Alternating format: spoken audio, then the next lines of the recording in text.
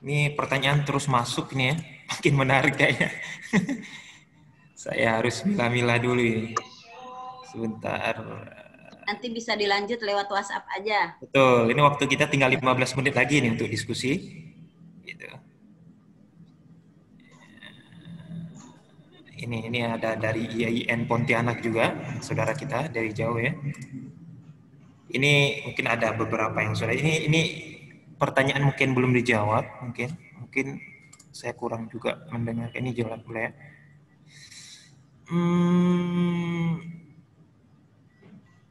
Nah ini ada. Ini mungkin lebih ke Bu Lilis nih. Apakah Quran Surah An-Nisa ayat 3 dan ayat 129 itu masih relevan atau cocok dengan keadaan masa kini? Gitu Ibu. Mungkin bisa dijawab itu. Dari penyampaian tadi tentang pendapat para ulama gitu kan. Baik yang pro maupun kontra yang sudah Ibu jelaskan gitu. Manakah pendapat fuqaha itu yang lebih rojih atau kuat begitu Ibu? Mungkin Ibu dapat menjawabnya gitu. Kemudian ini dari Pak Hamzah Fansyuri gitu. Pak Hamzah, Assalamualaikum Pak Hamzah, apa kabar gitu ya. Ini ada pasal 279 KUH pidana. Barang siapa mengadakan perkawinan padahal mengetahui bahwa perkawinan atau perkawinan yang telah ada menjadi penghalang yang sah untuk itu, menurut pemakalah apakah perkawinan yang dimaksud hanya untuk poliandri saja? Secara poliandri kan jelas dilarang, sehingga yang kena pidana pastilah perempuan saja, atau mencakup juga poligami. Pasal 279 KUH pidana, pidana paling lama 5 tahun. Barang siapa mengadakan perkawinan padahal mengetahui bahwa perkawinan atau perkawinannya telah ada menjadi penghalang yang sah untuk itu, menurut pemakalah apakah perkawinan yang dimaksud hanya untuk poliandri saja? Gitu ya. Sehingga yang kena pidana pastilah perempuan saja atau mencakup juga poligami. Gitu. Bagaimana? Ini saya baca 2 kali, kayaknya di copy paste. Mohon maaf. Gitu. Mungkin dijawab itu dulu Ibu. Baik ini KW yang dari KUH pidana mungkin Pak Budi bisa menjawabnya. Ibu dari yang Ya, Quran Surah An-Nisa dan pendapat ulama tadi. kalau saya ditanya apakah surat An-Nisa ayat 3 dan 129 itu masih cocok untuk sekarang? Al-Quran itu kitab yang harus kita pegang sampai hari kiamat. Karena tidak ada lagi kitab suci yang bisa kita terima sebagai kitab suci setelah Al-Quran. Kalau saya ditanya, poligini itu untuk saat sekarang masih sesuai apa? Ya. Nah, itu tadi sudah saya jelaskan. Ada pendapat ulama kontemporer sendiri, mereka tidak semua tidak dalam satu pendapat. Ada pendapat yang membolehkan, diantaranya Ibu Zaimah. Kemudian ada juga yang berpendapat boleh, tapi disebut sebagai pintu darurat, yaitu Pak Quraisy dengan Pak Akil Siraj. Ada yang satu lagi syarat ketat, yaitu ikut perundang-undangan. Ada syarat kumulatif dengan ada syarat alternatif. Nah, di antara mereka juga ada yang mengatakan bahwa poligami itu sudah tidak sesuai dengan kehidupan zaman sekarang. Nah, di situ tokohnya ada Qasim Amin. Kemudian ada juga Malak Hifni Nasir dan seterusnya. Tetapi kalau kita lihat sekarang perkembangan terakhir, Singapura sendiri menginginkan adanya perundang-undangan dibolehkannya perkawinan poligami. Artinya untuk negara-negara di luar Indonesia, Jerman termasuk yang sedang berusaha untuk mengundangkan dibolehkannya perkawinan poligami, termasuk Rusia. Nah, kalau melihat perkembangan dari negara-negara yang memang sedang membentuk ke arah sana, berarti poligami itu memang merupakan suatu lembaga yang sampai kapanpun tidak akan bisa dihentikan selama masih ada perempuan yang siap untuk poligami atau dimadu atau diduakan, ditigakan, dan seterusnya. Saya kira itu mungkin jawaban dari saya. Untuk selanjutnya kepada Pak Dokter, silahkan. Baik, terima kasih. Nah, terkait dengan ancaman pidana, jadi kan kita harus lihat ya bahwa KUHP itu ya itu kan produk kolonial, ya. Jadi itu Wetboek van Strafrecht. Ya, jadi kita kalau lihat ketentuan undang-undang ya kita tidak bisa bicara tentang mengartikannya secara gramatikal saja, ya. Kalau kita bicara ketentuan undang-undang, bagusnya juga kita harus melihatnya secara kontekstual. Jadi konteksnya itu adalah ya ketika diundangkan KUH Perdata itu kan bersamaan juga dengan diundangkan ketika diundangkannya KUH Pidana atau Wetboek van Strafrecht itu bersamaan juga dengan diundangkannya Kitab Undang-Undang Hukum Perdata ya atau Bergelek Wetboek. Nah, ketentuan KUH Perdata itu kan memang ya asasnya tadi sudah saya jelaskan dia monogami mutlak gitu ya. Nah, jadi yang namanya monogami mutlak tidak dimungkinkan dengan alasan apapun untuk dilakukannya poligami. Nah, jadi konteksnya seperti itu. Oleh karenanya, untuk mendukung konsep KUH Perdata tadi untuk pernikahan poligami, maka ada ketentuan KUH pidana yang seperti itu. Nah, namun kalau kita lihat sekarang, ya kan dengan adanya Undang-Undang Nomor 1 Tahun 74, ya maka itu sudah jelas bahwa dimungkinkan walaupun dengan syarat-syarat yang cukup banyak ya. Tadi ada alternatif dan kumulatif untuk dilakukan poligini. Nah, permasalahannya berarti apakah sekarang poligini itu hanya berlaku bagi perempuan saja, gitu ya? Nah, kita perlu pahami bahwa di Undang-Undang Nomor 174 juga seperti tadi saya jelaskan di pasal 8-nya ada ya bahwa termasuk larangan perkawinan adalah yang dilarang menurut ketentuan hukum agamanya masing-masing.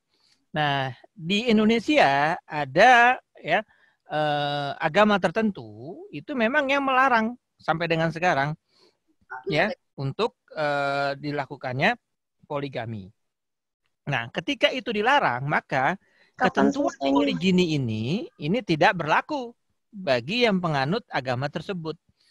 Gitu. Sehingga kalau mau diterapkan ya, maka ketentuan tersebut bisa diterapkan terhadap golongan agama tersebut. Karena memang agamanya sama sekali tidak membolehkan adanya poligini gitu. Jadi tidak hanya terhadap mereka yang melakukan poliandri ya, jadi bisa juga masih tetap mereka yang melakukan poligini khususnya untuk agama tertentu karena memang agamanya melarang ya untuk dilakukannya poligini. Ya, jadi mungkin penjelasannya seperti itu. Kita harus lihat konteksnya. Nah, jadi kalau untuk yang beragama Islam tentunya karena tidak ada larangan tadi ya karena sebagian besar sebetulnya membolehkan ya karena dengan berbagai macam variannya tadi kalau kita lihat pemaparan Bu Lilis kan sebenarnya boleh ya walaupun dengan berbagai macam variannya ada yang boleh begitu saja ada yang dengan syarat tertentu atau keadaan darurat dan ada yang ketat ya intinya kan boleh sebenarnya itu gitu ya. Nah, saya kira ini juga udah perdebatan lama lah. Sebelum Undang-Undang Nomor 174 pasti itu sudah ada perdebatan yang cukup lama ya tentang masalah ini. Jadi ya saya kira nggak ada, ya menurut saya sih lebih baik kita berpikir ke depan saja gitu ya. Permasalahan bangsa ini banyak. Jadi sesuatu yang sudah diputuskan ya dan itu sudah menguras tenaga dan lain sebagainya, sebaiknya nggak usah dibicarakan lagi. Ya, jadi intinya seperti itu. Jadi tetap masih bisa juga terhadap laki-laki yang melakukan poligini kalau memang menurut agamanya itu tadi dilarang.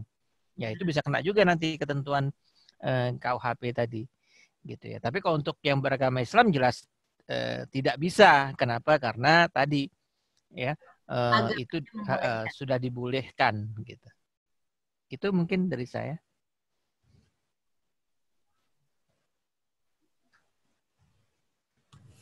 Baik.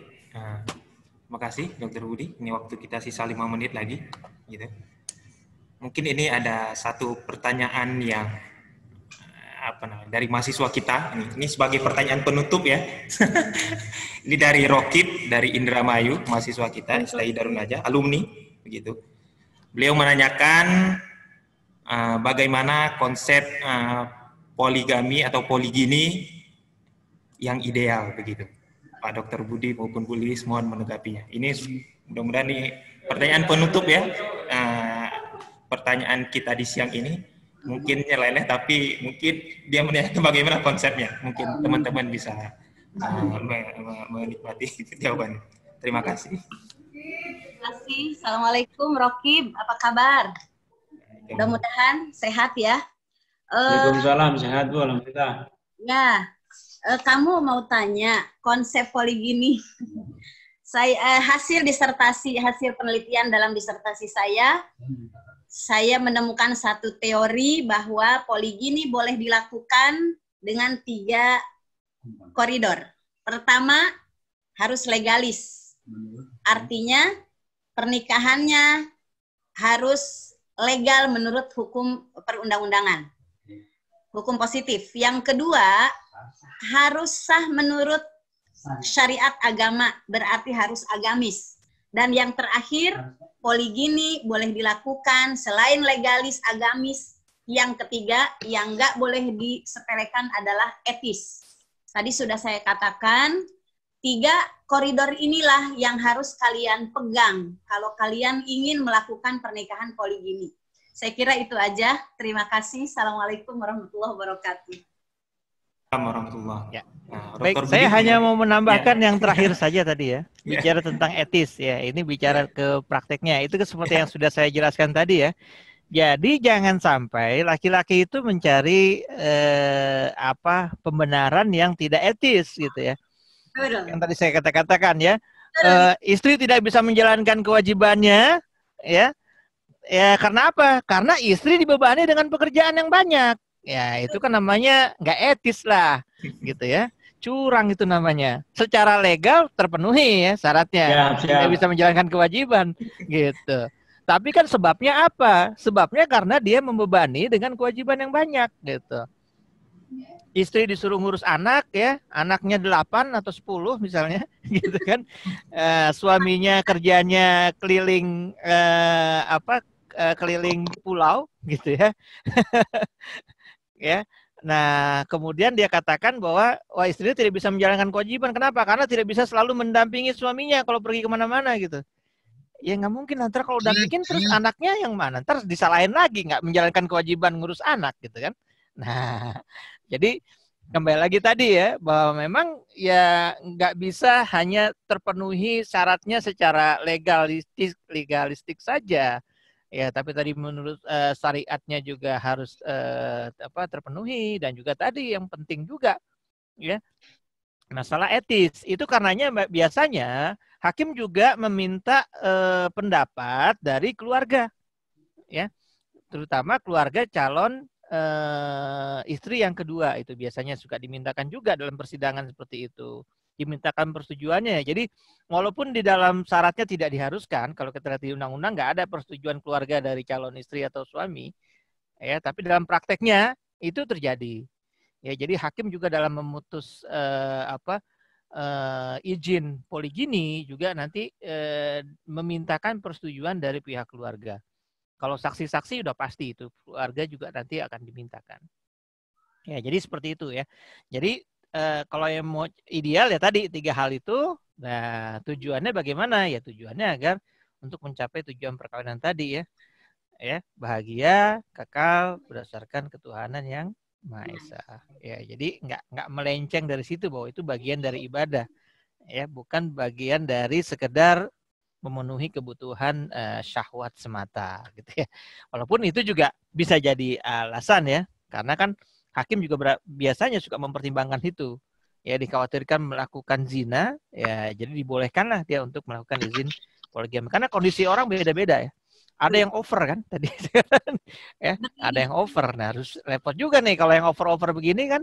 Nah, kalau nanti dia diizinkan berzina, pertama udah dosa, ya kedua juga rumah tangganya berantakan juga tuh, gitu ya. Nah, baik, saya kira itu yang bisa saya sampaikan. Terima kasih. Ya, Baik. Terima kasih. Mungkin untuk kita kaum perempuan ada satu prinsip. Kadang ini prinsip yang harus kita benahi. Kadang ada perempuan sekarang mereka tidak rela suaminya nikah lagi, malah mereka lebih rela suaminya berselingkuh. Nah, ini yang tidak boleh terjadi. Prinsip ini ada dalam benak pikiran kita kaum wanita muslimah. Kenapa? Di poligini itu jauh lebih mulia dibandingkan suami Anda dibolehkan berselingkuh. Kenapa? Karena dengan mengizinkan suami berselingkuh berarti Anda terlibat dalam perzinahan suami Anda. Kalau dia melakukan pernikahan poligini yang baik, yang legal, yang agamis, yang etis, insya Allah kita akan bisa memberikan contoh-contoh bagi keluarga yang lain yang memang bergaris nasibnya itu menikah poligini gitu loh. Ya, untuk semua kita teman-teman, saudara-saudaraku perempuan, wanita-wanita muslimah harus tegas menentukan sikap bahwa pernikahan poligini jauh lebih mulia dibandingkan dengan perselingkuhan. Itu saja. Terima kasih. Assalamualaikum warahmatullahi wabarakatuh. Waalaikumsalam. Ya, belum lagi nanti penyakit kelamin itu resikonya. Bahaya lagi tuh. Ya. Ya. Silakan moderator. Ya.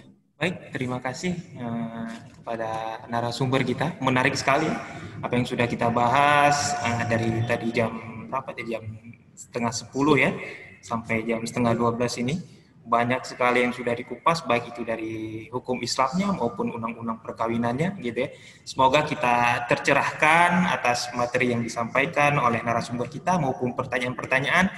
Saya mohon maaf sebagai moderator bila pertanyaan yang Anda tanyakan dari kolom chat ini tidak terbaca semua atau tidak terjawab semua.